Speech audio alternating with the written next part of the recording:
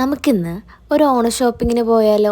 ഈ സന്തോഷം കണ്ടില്ലേ? ഇന്ന് എൻ്റെ കൂടെ ഷോപ്പിങ്ങിനുള്ളത് ചേച്ചിയാണ് കേട്ടോ. അപ്പോൾ ഞങ്ങൾ ഫസ്റ്റ് പോയിട്ടുള്ളത് ശോഭികയിലായിരുന്നു. അവിടുത്തെ കളക്ഷൻസൊക്കെ നോക്കിയതിന് ശേഷം ഞാൻ 2 ധാവണി സെലക്ട് ചെയ്തിട്ടുണ്ടായിരുന്നു. ഇതെനിക്ക് നല്ല രീതിയിൽ ഇഷ്ടമുണ്ടായിരുന്നു. പിന്നെ ഇത് ഓക്കെ ആയിരുന്നു. പക്ഷെ ഞാൻ അവിടെ നിന്നൊന്നും സെലക്ട് ചെയ്തില്ല. ഞങ്ങളങ്ങനെ പുറത്തിറങ്ങി ഒരു അവിൽ മിൽക്കൊക്കെ കുടിച്ചു.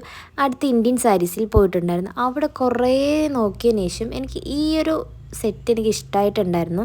പിന്നെ ലാസ്റ്റ് ഞാൻ ഇത് തന്നെ ഫൈനൽ ചെയ്തു. അതൊക്കെ മേടിച്ചിട്ട് ഞങ്ങൾ അടുത്ത ട്രെൻഡ്സിലാണ് കേട്ടോ പോയത്. ട്രെൻഡ്സിൽ അത്യാവശ്യം കളക്ഷൻസ് ഉണ്ടായിരുന്നു.